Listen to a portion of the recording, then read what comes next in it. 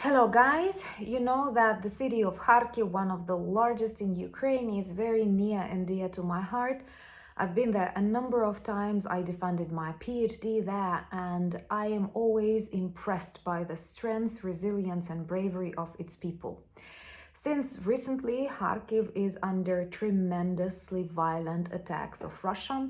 My friends reported that today they had the longest air raid alerts in the very start of full-scale war, and all because Russians are trying to use this window of opportunities while we are still waiting for ammunition. They want to cause more troubles to Ukraine.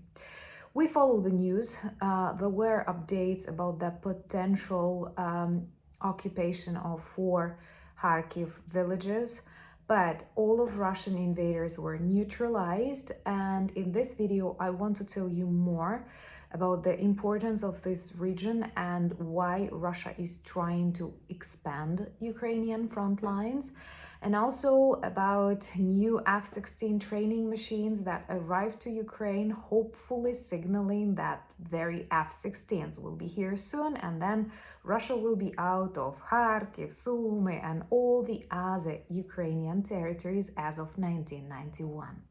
So let me tell you more about this important frontline updates from an ordinary Ukrainian perspective. My name is Anna, and I've looked daily from Ukraine since the start of the brutal Russian invasion. So if you're new to the channel, you support Ukraine, please subscribe and help us fight against Russian propaganda and fake news. And my longtime friends, check your subscription status and hit notification button. Kharkiv is an extremely strong city. It is unfortunately located really close to Russia, 40-70 kilometers away, and it is a very brave city.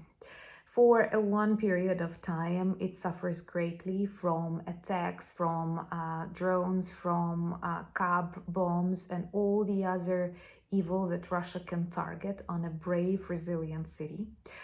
And since recently, there are more and more attacks as Russians realize that after we receive ammunition, we will answer clear, loud, and fast. And they are trying to use these weeks to cause more trouble to Ukraine and to expand the front lines. They needed to draw more Ukrainian reserves, to complicate the process of mobilization, some rotations that are needed for soldiers, and so on. We understand that. We keep a close eye on what is happening in the regions bordering with Kharkiv, for example, in Belgorod. And Ukrainian resilience report there are lots of tanks coming closer to the borderline. But we know that, and lots of Ukrainian groups, military groups, have moved in the direction to back up the troops that are already there.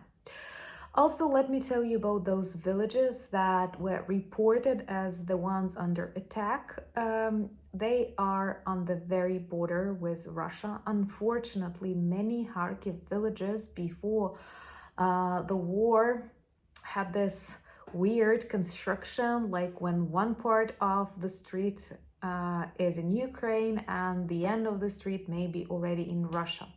What I mean, they are really close to each other, and unfortunately, since the start of full-scale invasion, the majority of them turned into a gray zone. I hate this term, but it's real, meaning that no armies are present on these territories because they simply cannot fix their positions there because they are under constant shelling of each other, and there is a long gray zone along this border in Kharkiv region. And these villages were abandoned by people because it's impossible to live under constant shelling. And at this moment, it was not difficult for Russian troops to enter them, but it was impossible to move further because all of these 4 battalions that tried the maneuver were neutralized and turned into good Russians. Remember to subscribe if you're new to the channel. This is the easiest way to demonstrate your solidarity, but it is extremely effective in spreading more information about Ukraine. So these good Russians were stopped, and a kind reminder from a Ukrainian to those Russians who consider coming to Ukraine, you better stay. That's the best way to survive. Plus, you really have a lot of things to fight for inside of your dying federation. So at the moment, nothing changed. Of course, they tried to break to Vovchansk, which is another regional center of Kharkiv region located really close to the front lines, but everything is under control of Ukrainian Armed Forces, and definitely we will need more strength and more attention to Kharkiv Sumy region, because once again, during these weeks, while we are still waiting for the backup, they will try to use this to distort the front line, to cause more destruction to Ukraine. And all of our attention is on this lands. I'm sure they don't have enough strength, enough people, enough guts, if I'm right in this phrase, to take Kharkiv or Sumy, but they will definitely try to shake the border and people's lives. And that's why it's so important to know that F-16s are really close. Today we have received some specific training machines from Czech Republic, which mean that pilots for F-16s will also be trained here in Ukraine. This is good because this will simplify the logistics and actually make the process faster.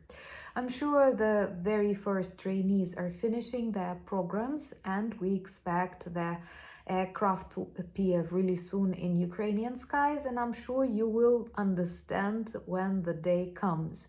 Because not once Ukrainian armed forces have demonstrated that they are the best investment in the future peace and security on the continent and the world. We always use your support 300% because it is both important for the future of the world and very personal for every Ukrainian.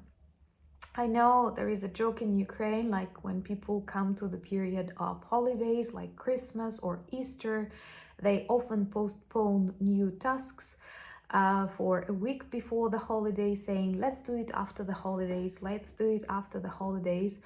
And we had this about F-16s, and most people were saying like, we will get them after the holidays.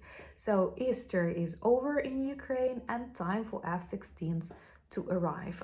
We can talk about that tomorrow on our live. Remember to join me at 9 p.m. Kyiv time before the Eurovision begins. I don't know how about you, but I'm a huge fan and we need to watch it. So let me know, by the way, in the comments below, what are the other aspects you would like to discuss in our live tomorrow. Remember to join me on Instagram. Our community is growing there, and soon there will be 10,000 followers, friends and supporters of my beautiful country, Ukraine, and all the democratic values we stand for. Also, I'm active on Threads, Twitter, and we have a community on Discord. And we have a merch shop with lots of good products that work well as reminders and conversation starters about Ukraine. Thank you for being patrons and sponsors of the channel. Thank you for buying me coffees. It is a blessing to have you in my life and to be able to do more and write more. Yes. And most importantly, thank you for standing with us in these challenging times. I know together we are stronger and we will win. Slava Ukraini!